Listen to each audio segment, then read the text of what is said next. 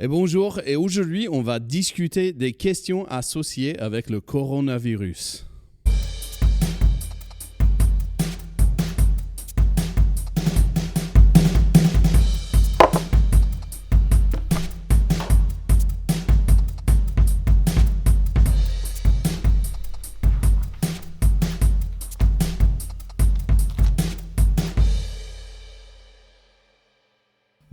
Bonjour et bienvenue à La Confluence, qui est un podcast qui cherche à faciliter la convergence de la foi, c'est-à-dire la Bible et les actualités. Je suis là avec pasteur David Rouxel, on travaille ensemble et on a entendu pas mal de questions, pas mal d'affirmations concernant le coronavirus et on voulait juste évoquer quelques questions, quelques sujets et les discuter. Bonjour. Bonjour John Paul, merci de m'accueillir à Confluence et de pouvoir en tout cas essayer avec toi voir ce que la parole dit à propos de ces questions, c'est vrai, qui interpellent beaucoup de chrétiens. Bien sûr, après tout, c'est ton église. Oui, mais bon. Bon, voilà. La première chose qu'on a entendu parler, qu'on a entendu dire, c'est que Dieu nous empêchera de tomber malade. J'ai entendu personnellement des personnes citer le sang de l'agneau ou même le passage qui fait référence à la Pâque dans l'Ancien Testament et le fait qu'ils ont couvert les linteaux. Oui, voilà, avec le sang d'un agneau et l'ange de la mort a passé au-dessus. Voilà. Et j'ai aussi entendu que Dieu nous donne, déjà à temps présent, une santé divine. Est-ce que ça nous empêche de tomber malade ? Ça, c'est vrai que on aimerait bien que ça fonctionne comme ça, mais il faut toujours remettre les choses dans leur contexte. Comme tu l'as dit, là, en parlant de la Pâque, beaucoup de gens se réfèrent à l'ancienne alliance, l'Ancien Testament. Et cet Ancien Testament, cette ancienne alliance, comme on dit souvent, c'est l'ombre de la nouvelle alliance, c'est que Dieu, il fait quelque chose, il montre quelque chose dans le naturel pour manifester quelque chose qui va se passer dans le spirituel au niveau de la nouvelle alliance. La Pâque, c'est clair, c'est que c'est quelque chose qui a été fait pour montrer comment on peut avoir accès à la vie éternelle. Pas seulement la vie tout court, c'est la vie éternelle. Donc ça nous montre que physiquement, là, ce qui s'était passé, oui, il fallait mettre du sang sur les linteaux, le sang de l'agneau. C'est pour ça qu'on parle le sang de Jésus, Jésus-Christ est l'agneau. Et surtout, on se dit, maintenant que j'ai le sang sur les linteaux de mon cœur, on dit, automatiquement, la mort, l'ange de la mort ne peut plus intervenir. Ça faudrait dire tout simplement qu'on devient immortel. Donc, non, c'est pas ça du tout le principe. C'est que à la Pâque, Dieu montrait quelque chose qui allait se produire à la Pâque avec Jésus-Christ, quelque chose qui se manifeste pour notre spiritualité tout entière, pour avoir accès à la vie éternelle. Donc, je crois qu'il faut plutôt revenir à... On est dans la Nouvelle Alliance. Alors, je vais passer le chapitre sur le fait que est-ce que ça abolit la loi ? Non, ça abolit pas la loi, pas ce qui s'est passé dans l'Ancien Testament, mais ça redonne une dimension nouvelle à ce qui s'est passé dans l'Ancien temps. Et Jésus-Christ, et lui, ce qui est intéressant surtout, c'est qu'il enseigne ses disciples. Et là où il a fait un des plus grands enseignements qu'il a fait dans la parole, c'est ce qu'on appelle les béatitudes. Il parlait bien, il expliquait, heureux les pauvres en esprit, et tout cet enseignement pour bien dire comment lui voyait fonctionner le peuple de Dieu. Et il dit quelque chose justement dans Matthieu, au chapitre 5, dans les derniers versets, à partir du 44. Mais moi, je vous dis, aimez vos ennemis, bénissez ceux qui vous maudissent, faites du bien à ceux qui vous haïssent et priez pour ceux qui vous maltraitent et vous persécutent, afin que vous soyez fils de votre Père qui est dans les cieux. Car il fait lever son soleil sur les méchants et sur les bons, et il fait pleuvoir sur les justes et sur les injustes. Ce qui veut dire, c'est que le fonctionnement naturel du monde actuellement, c'est que nous, les chrétiens, nous sommes comme les non-chrétiens. Il y a la maladie qui arrive, on va la recevoir aussi. Et c'est comme ça qu'il faut concevoir les choses.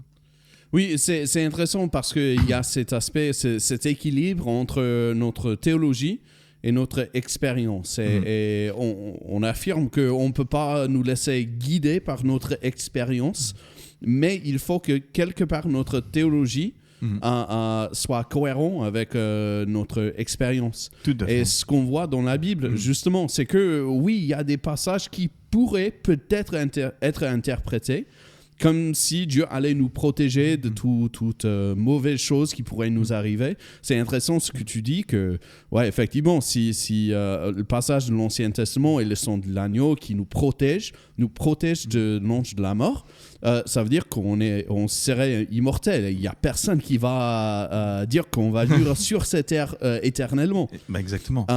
Mais aussi, quand on regarde dans la Bible, il y a eu des chrétiens qui sont tombés malades. Et on peut citer, j'ai la liste ici, Timothée qui est malade, en 1 Timothée. Paul lui dit qu'il faut boire du vin pour son ventre. Il y a Épaphrodite qui a failli de mourir. Paul le mentionne en Philippiens 2. Il y a des chrétiens à Corinthe qui sont malades. Effectivement, c'est un contexte un peu chaud parce qu'ils ont mal pris la Sainte Seine. Et on pourrait le prendre peut-être comme une punition, mais ça, c'est autre chose. Ça veut dire que les chrétiens peuvent tomber malades. Et finalement, tu as l'affirmation que Dieu guérit. Jacques en parle, il dit le fait que s'il y a quelqu'un qui est malade, il faut que les anciens de l'Église prient pour lui. Exactement. Mais justement, pour que les anciens prient, il faut déjà qu'il y a quelqu'un qui est malade. Qui est malade dans l'Église. Mais c'est ça qui est intéressant, c'est que il y a un amalgame qui est fait entre ce que Dieu dit et il le dit au peuple, à la communauté, à la nation, où il dit oui, je vous garderai, vous serez préservés entre mes mains, on ne peut pas vous toucher. C'est-à-dire que oui, c'est son peuple de Dieu. Et toutes les prophéties ont bien confirmé cela, notamment liées à Israël, c'est qu'il les a protégés malgré qu'ils étaient dispersés dans les nations. Donc c'est des prophéties qui sont beaucoup plus larges, beaucoup plus grandes, et qui ne sont pas individuelles, qui ne s'attachent pas à la personne du chrétien même. Et c'est là qu'on a des erreurs d'herméneutique, de compréhension. Mais par contre, oui, il y a eu des malades dans la Nouvelle Alliance et des chrétiens. Et simplement, je crois que Dieu veut aussi nous dire, attendez, le chrétien, la maladie, c'est une conséquence du monde. Comme je l'ai dit tout à l'heure, il pleut sur les justes comme sur les injustes. Donc ça veut dire que vous pouvez être malade. Par contre, vous devez toujours avoir la foi et garder cette foi que Dieu guérit en toutes circonstances. Parce que sinon, ça voudrait dire que il y a eu des chrétiens qui sont morts malades et qui ont été emportés par des maladies. Ça voudrait dire que ce seraient des pécheurs et tout ça. Non. Ça n'a rien à voir, il faut faire attention à ça. Ce qui pour nous crée, je dis pas la confusion, mais c'est pas aussi clair que ça. On peut parler de un peu les promesses réalisées de Dieu, et on habite dans un temps qui est déjà, mais pas encore. Exact. Et ça donne pas mal de place entre les deux. Et il y a certains qui vont dire juste pas encore. Et il y a d'autres qui vont dire tout simplement déjà, mais on peut voir que les deux sont des erreurs. C'est déjà et pas encore au niveau des promesses de Dieu. On est l'Église, donc on est des ambassadeurs du royaume de Dieu, mais le royaume de Dieu n'est pas encore là maintenant, même si nous sommes les ambassadeurs et nous vivons selon ses principes. Nous sommes dans un monde qui est le monde de péché, qui est rempli de péché, et nous sommes dans le monde, mais nous ne sommes pas du monde, c'est ce que nous dit la parole. Donc, on subit les conséquences de toute la communauté, de tout le monde, et c'est normal. Je veux dire, parce que sinon, ça voudrait que Dieu, pour moi, serait injuste. Hein. Mais moi, je crois plutôt, pour revenir à cette notion, pourquoi bien souvent on dit, oui, mais les chrétiens ne peuvent pas être malades, c'est que comme on n'arrive pas à expliquer la maladie et qu'on tombe malade et la relation qu'on a avec la mort, on va même plus loin. Les chrétiens vont dire, si tu es malade, c'est que tu as péché.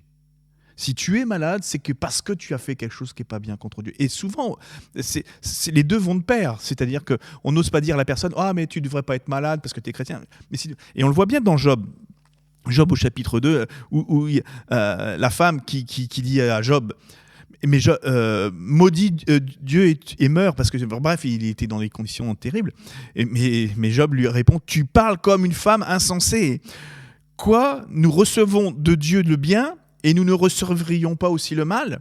C'est-à-dire que Job interpelle, c'est que voilà, on subit, on est dans les conséquences de ce que l'humanité génère sur cette terre. Amen, amen. Bon, c'est certainement une question intéressante à réfléchir, et c'est un peu selon sa théologie qu'on va déterminer où on en est. Mais ce qui est certain, c'est qu'on ne peut pas tout simplement dire que Jésus, il va nous empêcher de tomber malade.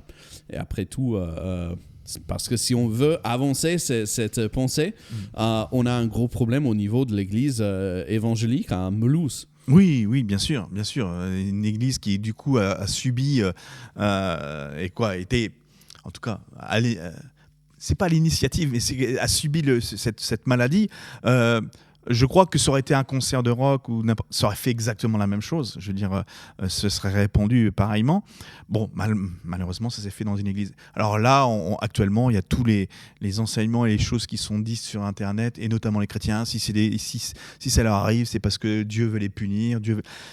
Alors déjà, moi, je vois pas un Dieu qui punit et qui veut nous punir par la maladie. Déjà, moi, là, j'ai pas le même Dieu, mais il a tout fait, il a accompli sur la croix, Jésus-Christ. Donc c'est terminé. Il n'a pas à nous punir. Par contre, nos conséquences font qu'on l'ennemi, ou en tout cas pas que l'ennemi, hein, même l'être humain, les maladies, les choses se répandent. Donc oui, et ça voudrait dire que finalement le Dieu qui est prêché à Portes Ouvertes, et je rappelle que Portes Ouvertes est quand même une église dans le milieu évangélique, qui n'arrête pas de prêcher la guérison, qui n'arrête pas de vivre des miracles de guérison partout. Donc ça serait complètement antinomique. Oui. C'est intéressant que, en fait, c'est peut-être une mauvaise théologie qui nous pousse déjà à dire que Dieu va nous empêcher de tomber malade. Quand il y a quelqu'un, par exemple, ce qui s'est passé à cette église-là, quand cela arrive, on est poussé par notre théologie à faire des jugements qui sont incorrects, qui nous poussent davantage dans le péché. Alors, c'est pas juste une question d'avoir une pensée correcte ou avoir une certaine perspective. Ça termine dans des aspects pratiques du péché, où on commence à juger nos frères et nos sœurs pour des raisons qui ne sont pas de bonnes raisons. Tout à fait, et je crois que ça va tellement loin. Je crois que beaucoup de gens disent que si on est chrétien, finalement, et même, alors j'ai vu des enseignements, alors excuse-moi, mais tous les deux, on serait des mauvais chrétiens parce qu'on porte des lunettes. Oui, ça va jusque-là. Si on n'est plus malade, on n'a plus de déformation physique, donc nos yeux seraient bons et on n'aurait pas besoin de lunettes. Si on est mal, bref, vous voyez ce que je veux dire, c'est que ça va tellement loin, et où s'arrête et où est-ce qu'on met des limites à tout ça? Non, ça en devient pour moi vraiment problématique, et surtout ça crée un sentiment de culpabilité chez les gens qui sont malades, et surtout une culpabilité qui les amène à dire attends, mais si j'ai quelque chose dans ma vie qui va pas, faut que je gère. On est tous pécheurs, on a tous quelque chose à gérer, et pour moi le principe, ce principe il est plus sur les justes et sur les injustes, est tellement flagrant, et même dans l'Ancien Testament. Quand on voit que la prise de Jéricho, il y en a un qui a pris ce qui était interdit, hein, il ne fallait pas le prendre. Est-ce que c'est lui qui est mort dans la guerre qu'il y a après? Non, lui, il n'est même pas mort, il n'a même pas de problème. Donc si Dieu voulait le punir, il pouvait le punir, il ne l'a même pas fait. Mais par contre, c'est la communauté qui a été punie. Donc il faut bien comprendre que les conséquences des maladies, tout ça, sont essentiellement dues au monde en général, à la communauté, à l'humanité, et que nous, chrétiens, on est là, et on subit comme les autres. Oui, tout à fait. Il y avait quelque chose d'autre que je voulais rajouter à cette discussion. Ah oui, c'était... on a déjà évoqué le péché un peu du jugement, critique qui n'est pas juste d'autres personnes, des chrétiens qui tombent malades. Mais on peut aussi dire que si on veut vraiment avancer dans cette optique, de cette pensée, qu'on met à risque tous ceux qui nous entourent. Tout à fait. Juste par notre ignorance du fait qu'on peut nous aussi, en tant que chrétiens, tomber malade. Ce qui semble bête de devoir dire, mais quand même. On peut attraper le virus et par conséquent infecter les autres autour de nous. Et puis c'est là où on augmente encore notre péché, entre guillemets, même si c'est un péché par ignorance, juste en transmettant, en ne pas respectant les autres autour de nous, par une pensée tout simplement tordue. Mais ça revient un peu à ce que Dieu dit dans l'Ancien Testament, que mon peuple périt faute de connaissance. Tout à fait. Et c'est triste, c'est dommage que on se laisse emporter un peu par toute vague d'enseignement et on ne peut pas être centré, mais c'est pour ça qu'on fait ce genre de podcast. Le podcast et de discussion, c'est vrai, et comme tu le dis si bien, là, moi je crois que les gens vont comment dire, non seulement entrer dans un système de jugement à partir du moment qu'ils commencent à rentrer dans ces discussions, alors que là déjà il y a un vrai problème. Dieu dit, c'est pas à nous de juger. Jamais on doit juger les autres. On doit simplement voir si leur comportement et leurs attitudes fait référence à la parole. Et quand je dis comportement et attitude, mais les conséquences de ce qui se passe, qui on est pour savoir ce qui se passe dans la vie des gens. Donc là, il ne faut jamais tomber dans cette dimension de jugement et surtout de pouvoir dire aux gens, non, la maladie que tu as, c'est parce que tu as un péché, tu as quelque chose qui ne va pas.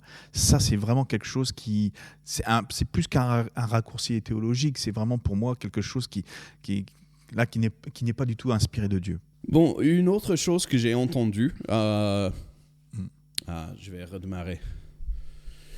Une autre chose que j'ai vue, c'est que il y a certains qui disent que notre ennemi, ou Satan, est bien à l'œuvre. Et c'était en réponse à des nouvelles que de collègues chrétiens sont tombés malades. Est-ce que Satan peut faire que les gens tombent malades du coronavirus? Ouais, là, ça va un peu loin. Ça veut dire que est-ce que Satan peut cibler des personnes essentiellement? Alors, déjà, franchement, si on suit ce raisonnement-là, je dirais, non.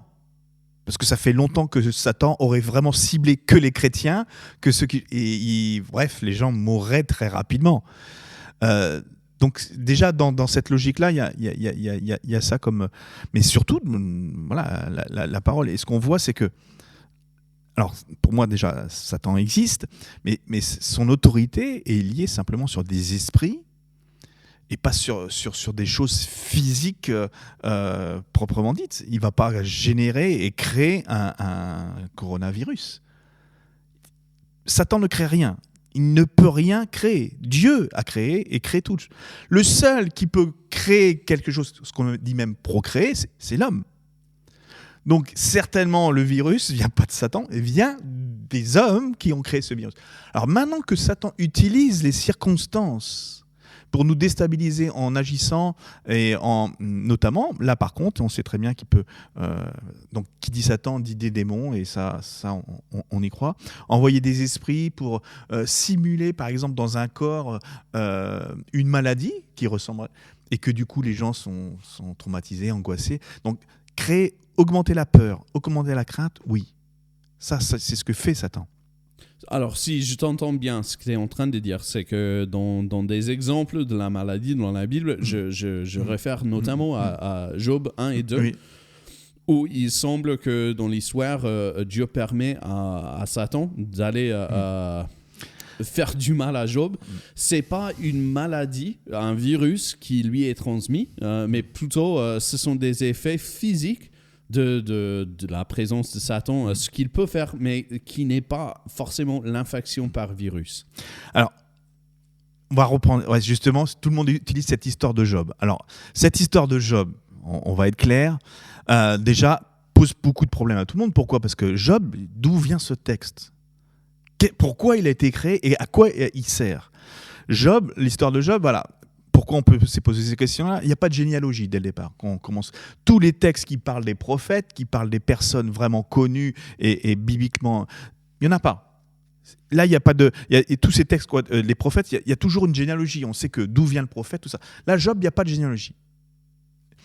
Donc, pour moi, ça veut dire que cette histoire-là a un contexte et une cible différente. Ce n'est pas une action prophétique. Non, c'est que Dieu, à travers ce texte-là, veut nous faire un enseignement concernant le chrétien en général. Et c'est pas Job. Et si on voit bien, typiquement l'enseignement qui est donné dans Job, c'est que oui, l'ennemi veut détruire l'humanité, mais il peut pas la détruire. Pourquoi ? Parce que Dieu va l'empêcher. Et surtout, parce que c'est ce qu'il dit à Satan, il dit, tu peux, en tout cas, toucher à pas mal de choses, mais tu ne peux pas toucher à sa vie. Et là encore, on fait référence à la vie éternelle. C'est-à-dire que Satan, dans cette représentation de Job,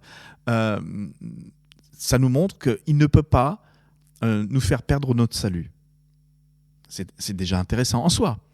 Alors, du coup, il y a cette histoire où voilà, il tombe malade, tout ça. Alors, oui, alors un virus, alors il a des problèmes psychosomatiques et tout ça. Bref, il a pas mal de choses.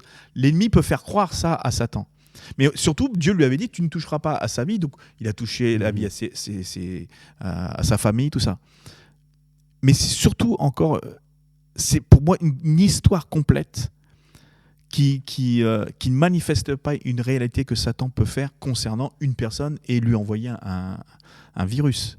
C'est que Satan peut vraiment imposer et venir faire une oppression sur cette personne uniquement par la présence d'anges démoniaques. Mmh. Ouais, c'est intéressant. Il faut savoir aussi que ce que tu dis par rapport au livre de Job, c'est débattu. Il y a le verset en Ézéchiel 14, verset 14, qui dit « Et même s'il y avait parmi les habitants de ce pays ces trois hommes, Noé, Daniel et Job, et il continue. Mais l'idée, c'est que Job est mentionné avec deux autres personnes qui étaient réelles. Qui existaient, que ça le manque de généalogie dans le livre de Job ne nie pas forcément son historicité. Mais je crois que ce que tu dis, c'est quand même vrai, dans ce sens que oui, Satan, peut-être, il a l'impression de pouvoir faire certaines choses, mais en fin de compte, il n'a pas toute autorité, comme est donnée à Jésus. Tout à fait. Et oui, c'est pour moi, c'est une distraction de penser que c'est Satan qui propage le virus et tout ça, alors qu'on pourrait voir un peu son empreinte beaucoup plus dans la confusion, la peur, la psychose, l'anxiété, la panique et tout ça. Tout à fait. Tout ça semble venir de Satan, de l'ennemi. Et au lieu de se focaliser sur est-ce lui qui propage le virus dans le monde ou qui cible certaines personnes, je trouve que c'est une distraction totale. Complètement. Et surtout ciblé. Moi, ciblé, ça voudrait dire que... Alors oui, il y a des personnes, du coup, chrétiennes, de grandes valeurs, qui sont mortes pendant cette période de Covid-19. Et alors, je veux dire, elles sont décédées. Je veux dire, ça n'empêche rien à l'Église de toujours persévérer et de continuer. Donc, et puis, ça voudrait dire que sinon, ça voudrait... Encore une fois de plus, que la mort ne pourrait pas atteindre les chrétiens. Ça veut dire que déjà les apôtres n'ont pas été crucifiés à l'envers, ils n'auraient pas été décapités. Il y a plein de choses comme ça qu'on pourrait dire. Donc non, faut garder raison. Et je crois que c'est... Mais comme je dis souvent, le problème, c'est qu'on repousse tellement la faute sur Satan, c'est Satan, qu'on oublie que l'homme est le premier ennemi de l'homme. Et c'est nous qui faisons tellement de choses. Je vous dis, pour moi, Satan n'a pas créé ce virus-là. Il y a des mains, c'est des hommes qui l'ont créé. Par contre, il va utiliser les circonstances. On le voit bien aussi dans 2 Corinthiens 17. Même pour Paul, hein, on voit ce passage dans Paul. Je vais reprendre cette version-là parce que cette Bible-là, je ne la connais pas, ce n'est pas la mienne. Mais où il dit très, très clairement, dans 2 Corinthiens 12, verset 7, « Mais de peur que je ne m'élève à cause de l'excellence de ces révélations, il m'a été mis une écharpe dans la chair, un ange de Satan pour me souffleter, afin que je ne m'élève pas. » Là encore, même Paul avait des démons en lui, un ange de Satan, pour éviter qu'il se perde. Et on sait très bien, c'est le passage où Dieu lui dit « Mais ma grâce te suffit. » Mais attends, rapidement, on peut clarifier. Est-ce qu'il avait des démons en lui ? C'est ce que tu as dit ou... Il avait un ange de Satan. Il n'était pas en lui. Une écharpe dans la chair. Un ange de Satan pour me souffleter. Alors, l'écharpe dans la chair... Il avait un combat spirituel. Un combat spirituel, on va dire comme ça. Voilà. Et que du coup, l'ange de Satan utilisait ce combat spirituel en lui. C'est-à-dire que il avait une tentation qu'il avait du mal à supporter. Et que l'ennemi utilisait cette faiblesse en Paul pour justement lui souffleter, dire t'as vu, tu devrais faire ça, tu devrais faire ça. Et je crois qu'on se comprend tous dans cette histoire-là. Et que du coup, il a dit à Dieu, enlève-moi cette tentation qui est en moi. Et Dieu dit non, la tentation tu l'as. Donc on voit bien en tout cas comment fonctionne Satan. Il va utiliser les faiblesses que l'homme a en lui pour justement essayer de l'écrouler et de faire en sorte qu'il lâche la relation qu'il a avec Dieu. Alors si vous êtes hypochondriaque, si vous avez peur des maladies, là, l'ennemi se régale avec le Covid-19. Il dit « Ah ouais, t'es malade, regarde, t'as du mal à respirer, regarde !»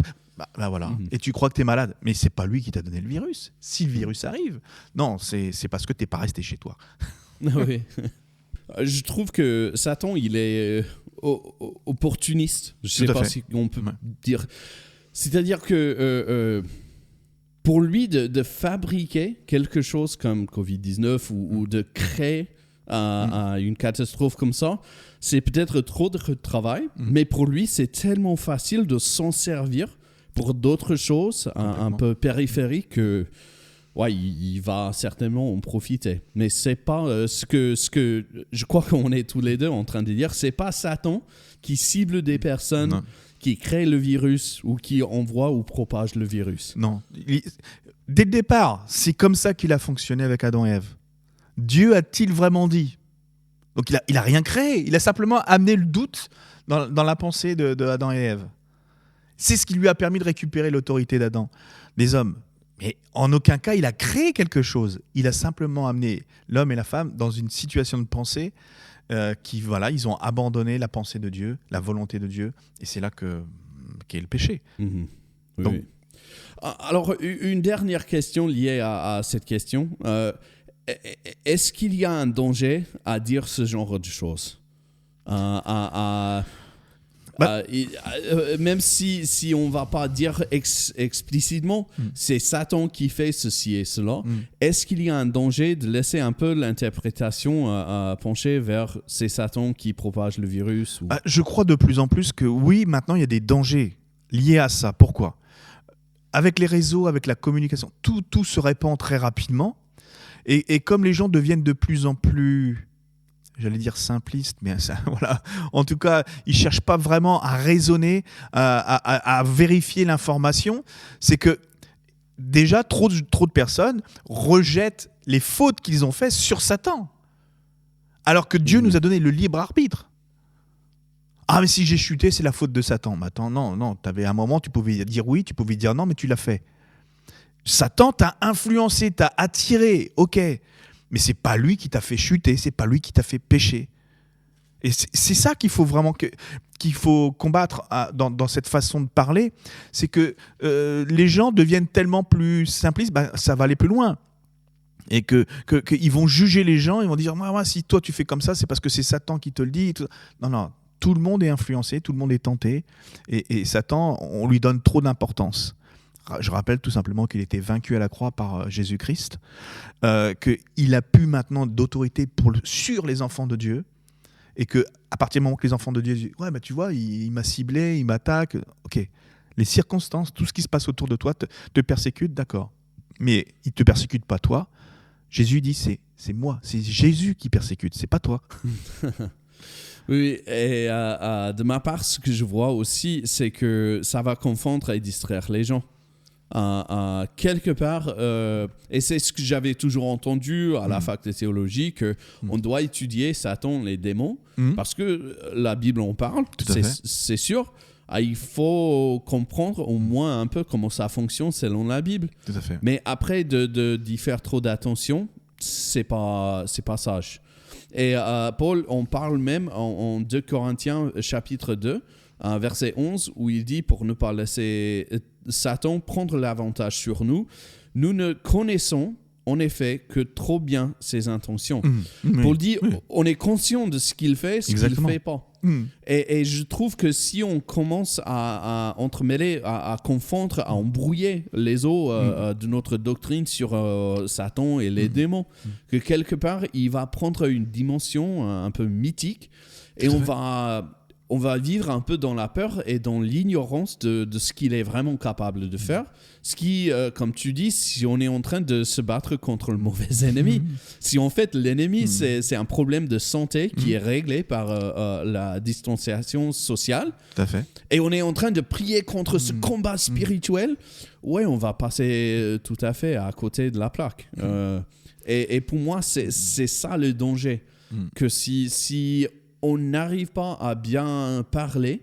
Et c'est pas pour culpabiliser les gens qui ont du mal dans la théologie ou à comprendre, mais c'est juste pour dire que c'est pour ça que c'est tellement important à connaître la parole. Comme ça, on perd pas son temps à faire n'importe quoi ou à essayer de combattre le mauvais ennemi. Alors, pour aller un peu plus loin dans ce que tu dis, est-ce que ça veut dire qu'il ne faut plus combattre spirituellement ? Il faut combattre spirituellement. Mais quand on regarde bien dans Éphésiens 6, toute l'armure que Dieu nous a donnée, et Paul l'exprime bien, c'est pour résister au diable. Ce n'est pas pour se battre contre lui, c'est pour résister. C'est-à-dire que lui, dans son attitude, si on commence ah oui, tiens, c'est lui qui fait ça, dans le Covid-19, je vais aller là, automatiquement, tu vas quitter le chemin sur lequel Dieu t'avait mis et ce que tu devais faire pour Dieu et dans le plan de Dieu, tu vas le quitter pour aller combattre l'ennemi. Là, tu as perdu. Et Satan a gagné parce que tu le suis et tu ne suis plus la volonté de Dieu. Donc oui, Satan a vraiment beaucoup d'impact là-dessus et que donc il faut garder le combat spirituel, mais le bon combat. Et le bon combat spirituel, c'est tu as quelque chose, ton identité fait que tu es sur terre pour manifester quelque chose pour le royaume de Dieu, fais-le. Et tu es équipé pour résister au diable. Mais t'amuses pas à aller vendre doctrine, de suivre le diable en disant « Ah, t'as vu, j'ai réussi à battre le diable. » Non, tu bats rien, personne. Tu vas pas pouvoir battre Satan, excuse-moi. C'est Jésus qui l'a fait. Mais nous, on doit vraiment... C'est le combat dans le sens de résister pour pas qu'il me dévie de ce que Dieu veut qu'on fasse. Actuellement... le combat spirituel que l'Église doit faire contre l'ennemi, c'est arrêter le vent de panique, la peur qui propage partout. Et même dans l'Église, combien de gens ont peur ? Alors on dit souvent, ouais, mais tu dois pas avoir... C'est normal qu'on est humain, qu'il faut qu'il y ait cette peur. Mais qu'on n'ait pas une peur qui soit... qui dépasse l'entendement, c'est-à-dire que voilà, ça paralyse. Et quand Satan arrive à nous paralyser, là, il gagne. Là, c'est dans ce combat-là. Donc, apprenons à résister à Satan, mais pas à le suivre dans toutes les pensées et surtout des théologies qui sont pas bonnes. Oui, c'est ça. Bon, une dernière question à poser. J'ai entendu certaines personnes dire que les démarches prises par l'État sont une persécution contre l'Église. Et le raisonnement, quelque part, c'est que l'Église, à la base, ça vient du grec ecclésia, qui veut dire l'assemblée. Et puis, cette interdiction de rassemblement, ça veut dire que l'Église est persécutée. Alors, il y a un peu de côté de cette question. Est-ce que l'Église est persécutée ? Et est-ce qu'en tant que chrétien, on peut ou on doit désobéir aux consignes données par l'État ? D'abord, comment est-ce qu'on peut définir ce mot persécution ? Pour moi, la persécution, c'est vraiment qu'on nous interdise de pouvoir lire, pratiquer la parole de Dieu. Mais ce n'est pas essentiellement le rassemblement. Hein. Pourquoi ? Parce que, on va être honnête, franchement, il y a beaucoup de chrétiens aussi qui vont à l'église que le dimanche, et dans la semaine, ils ne se sentent pas persécutés. Pourtant, ils n'étudient pas la parole, mais parce qu'ils ne peuvent pas aller à l'église le dimanche, ils se sentent persécutés. Non, ce n'est pas une persécution. Donc, il faut bien comprendre que c'est à partir du moment que l'État nous interdirait vraiment de lire la parole de Dieu, de vraiment pouvoir partager aussi. Hein, on sait très bien que la laïcité actuellement fait quelque chose plutôt dans ce sens-là, en empêchant à ce qu'on devienne prosélyte, qu'on puisse partager l'évangile. Donc ça, c'est dommageable, puisque ce n'est pas du tout la pensée vraiment laïque au départ. Mais nous empêcher de nous rassembler, là, on rentre dans un cadre de santé publique et de vie. Je vais aller même plus loin, de vie. Et là, Dieu, il est radical. Pour protéger les vies, Dieu veut qu'on protège la vie, avant toute chose. Hein, j'avais fait un enseignement là-dessus. Lui, il va même jusqu'à dépasser ses lois, des lois qu'il avait mis en place, à partir du moment qu'il peut sauver des vies, et notamment sauver des vies pour l'éternité encore. Oui. C'est intéressant ce que tu dis. C'est la persécution, à la base, c'est un empêchement ou une interdiction de pratiquer notre foi. Alors qu'il n'y a rien, c'est juste une interdiction de rassemblement. Exactement. Et même là, on aurait du mal à dire que c'est une vraie interdiction de rassemblement. En personne, oui, certainement. Oui. On peut plus se voir en personne. Oui. On a respecté un peu la distance de sécurité. Voilà. Il y a peut-être même 1,5 mètre. certainement l'interdiction de distance de rassemblement en personne, mais on arrive quand même à se voir, à se contacter et à pratiquer notre foi par des moyens virtuels, par des moyens un peu peut-être moins virtuels, moins technologiques, mais quand même pratiques au téléphone, par Tout exemple. à fait. Et ça va même plus loin parce que beaucoup de gens, même dans l'église, s'aperçoivent que tiens, finalement, ça serait une volonté de Dieu et qu'en tout cas, Dieu utilise cette circonstance pour nous montrer que on doit être plus intentionnel dans notre relation avec les gens. On doit être plus, on va dire, quand j'ai intentionnel, c'est-à-dire prendre vraiment soin des gens. Et au téléphone, on s'aperçoit que rien que téléphoner à des gens, là, dans cette période de confinement, ça fait du bien et on discute bien, on passe des heures au téléphone avec des gens. Donc, oui, il y a quelque chose de bon au niveau de l'église, puisque ça nous rappelle que, franchement, beaucoup de gens viennent des fois à l'église, ils ne savent même pas si son voisin, quel travail il fait, ils ne savent même pas dans quelle ville il habite. Alors que là, comme on ne sait pas quoi faire, on est confiné, on s'intéresse à l'autre. Et c'est peut-être plus puissant qu'autre chose, quoi. Oui, voilà. Ok. Puis ce n'est pas une persécution des chrétiens. Et en plus, il faut juste mentionner que c'est pas que les chrétiens qui sont visés. Tout à fait. On dit la même chose pour les musulmans, pour les athées, pour toutes les associations, pour tout le monde. Alors, on ne cible pas que les chrétiens. C'est pour tout le monde. Est-ce que, en tant que chrétien, il faut obéir aux ordres donnés par l'État, ou est-ce qu'on est quelque part libre de... On peut faire comme on veut. Comme on veut.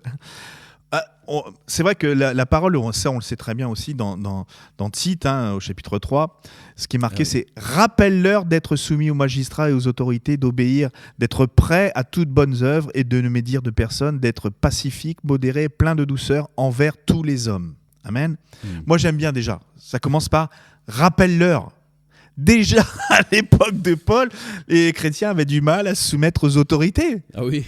Donc, et ce qui est bien, entre parenthèses, c'était pas des Français. Donc, il n'y a pas que des Français. Mais là, rappelle-leur. Paul avait déjà un souci avec ces gens-là en disant d'être soumis aux magistrats et aux autorités. Alors, d'être soumis, ça veut dire que oui, tu dois obéir et accepter ce qui se passe. D'autres versets que tout le monde connaît disent que toute autorité vient de Dieu. Oui, toute autorité vient de Dieu. C'est-à-dire que chaque homme qui sont en place sur terre, l'autorité vient de Dieu. Est-ce que ça veut dire qu'ils utilisent l'autorité à la façon que Dieu voudrait ? Non, pas forcément. On est d'accord. Mais le fait de ne pas se soumettre à cette autorité, c'est finalement ne pas se soumettre à Dieu et refuser ce qu'il fait. Donc ça, c'est déjà important. Donc il faut que tu le rappelles. Aux magistrats et aux autorités. Donc il y a deux types de gouvernance. Il y a la justice et l'autorité. Alors, comme dans le principe de Dieu, c'est le royaume et la justice. Donc il y a ces deux-là qui sont et qu'on retrouve, nous, dans notre société. Le monde judiciaire et le monde politique. Il y a ces deux-là qui existent. Tu dois te soumettre aux deux. Voilà. Donc, et ça, c'est parce que Dieu, et finalement, quand il explique tout ça, Dieu, c'est parce qu'il faut que tu manifestes des bonnes œuvres. C'est-à-dire que voilà, c'est la première des choses. Alors, si on va chercher les choses, notamment, vraiment, là où on vit l'Église persécutée, c'est-à-dire, voilà, on t'oblige à faire des rituels ou des actions qui n'ont rien à voir avec Dieu et qui vraiment, voilà, si on t'oblige à avorter ou je sais pas. Ok, on n'est pas obligé d'obéir à Dieu et on fait selon notre foi. Obligé d'obéir au gouvernement. Au gouvernement. Voilà. Okay. T'as dit ouais. à Dieu. À Dieu, ouais. Non, mais au on gouvernement. Précise, on est toujours obligé d'obéir à Dieu, mais dans certains contextes, pas forcément le gouvernement. Exactement. C'est intéressant, là, ils viennent de rediffuser le film Tu ne tueras point, ce fameux film qui est extraordinaire, où cet homme a fait la guerre sans porter de fusil et tout ça. Alors là, il a désobéi quelque part à son gouvernement, bien que le gouvernement a été obligé d'accepter sa façon de faire. Mais il était vraiment dans la volonté de Dieu. Et bien souvent, les gens s'imaginent ça. Tu vois, si on fait la volonté de Dieu, on peut faire des choses extraordinaires. Oui, mais il y a des fois, tu n'as pas besoin non plus d'aller contre l'autorité et tu peux faire des choses tout simplement sans te faire remarquer. Et quand la parole dit des bonnes œuvres, c'est-à-dire tu peux faire des choses en bien sans forcément te manifester et te rebeller contre une autorité. Oui, oui. Et je crois que quand les gens avancent ce type de pensée, qu'on peut désobéir au gouvernement dans ces circonstances-là, il y a les deux raisons qui soutient un peu l'argument, c'est d'abord les autorités ne sont pas chrétiens ou que ça représente un genre de persécution. Et ce qui est interpellant, c'est que dans l'Ancien Testament, à quel point le peuple de Dieu a pu survivre et faire bien dans une terre qui n'était, dans un pays, dans une nation qui n'était pas le leur.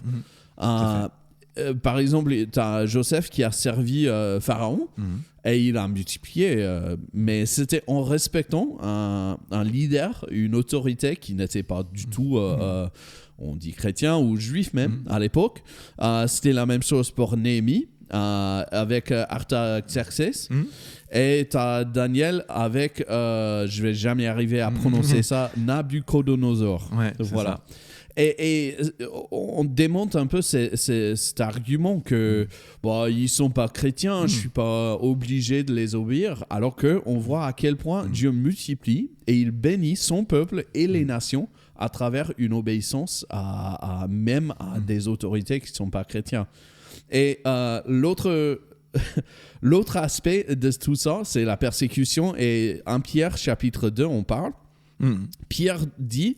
Pour l'amour du Seigneur, soumettez-vous à vos semblables qui sont des créatures de Dieu, au roi qui détient le pouvoir suprême, comme à ses gouverneurs chargés de punir les malfaiteurs et d'approuver les gens honnêtes. Car voici ce que Dieu veut. C'est qu'en pratiquant le bien, vous réduisez au silence toutes les calomnies portées contre vous par les insensés, les ignorants. Vous agirez ainsi en homme libre, sans faire pour autant de votre liberté une voile pour couvrir une mauvaise conduite. Car vous êtes des serviteurs de Dieu. Témoignez à tout homme le respect auquel il doit. Aimez vos frères en la foi. Révérez Dieu, respectez le roi. Et oui, c'est intéressant qu'il dit toutes ces choses. Il souligne carrément cet respect. Il dit respecter le roi, respect d'autorité, parce qu'à l'époque c'était même pas un empereur chrétien. Si il était quelque chose, il était carrément contre les chrétiens.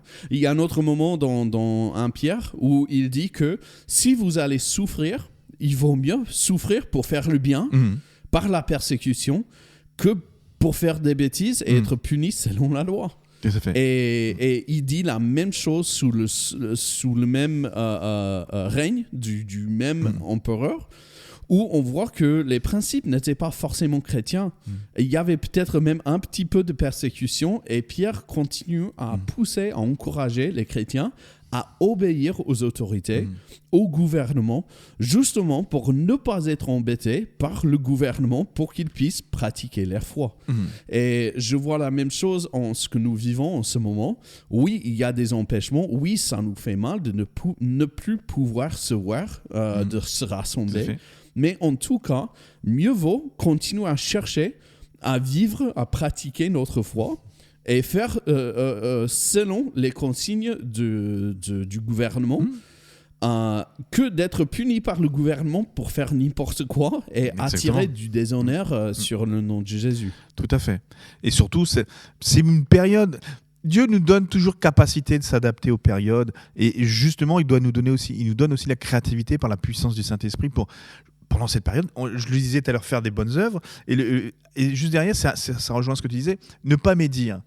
Et trop souvent, les gens qui ne se soumettent pas aux autorités, ils colportent de la médisance partout, même sur nos autorités. Alors, il faut arrêter, voilà, ils ne font pas les choses bien, personne fait les choses bien, forcément. Mais ça sert à quoi de rajouter encore de la médisance sur de la médisance ? Ça sert à rien, et ça ne bâtit jamais rien. Et Dieu dit non, faites plutôt des bonnes œuvres, montrez autre chose. Plutôt que de dire, voilà, il n'y a pas ce qu'il faut, il n'y a pas de service, on n'a pas prévu, aidez là où vous pouvez aider. Et ça, par contre, ça va plutôt impacter dans le bon sens les autorités mises en place. Oui, amen. Est-ce que tu as d'autres commentaires à rajouter ici à la fin ? Moi, je crois que c'est vrai que ces questions-là doivent être vraiment partagées par les chrétiens et revenir à une sagesse simple. C'est que à quoi ça nous sert vraiment de discuter des fois sur des problèmes qui sont pas vraiment réels et qui intéressent pas profondément les gens. Le vrai problème que Dieu nous pose, ok, d'accord, vous faites tout ça, mais on l'a dit au tout début, mais est-ce que tu as vraiment le sang de l'agneau sur ton cœur? Parce que si tu l'as, là, tu as la vie éternelle. Si tu es sauvé pour l'éternité, c'est bon. Donc, perds pas ton temps à vaquer à des médisances, à essayer de polémiquer. Non. Simplement, cherche à amener la paix et la bienveillance partout où tu vas. Faire des bonnes œuvres en tout temps. Donc, je crois que pendant cette période de confinement, il faut vraiment y réfléchir et se dire, voilà, le confinement va s'arrêter, ça va finir. Merci Seigneur. Mais est-ce que je vais me comporter après comme j'étais avant? Ou est-ce que cette discussion intentionnelle, cette relation que j'ai commencé à développer avec les autres, qui est différente, est-ce que je vais vraiment la tenir? Mhm. Ça, c'est une vraie question parce que c'est très important à mon avis. Mhm. Merci beaucoup. Merci à vous de nous avoir rejoints. Et c'est la fin de notre podcast pour aujourd'hui. Mais si vous avez d'autres questions que vous voudriez qu'on aborde, je vous encourage à les mettre dans les commentaires. On va les voir et on va chercher à répondre à tout ça. Merci encore et à la prochaine.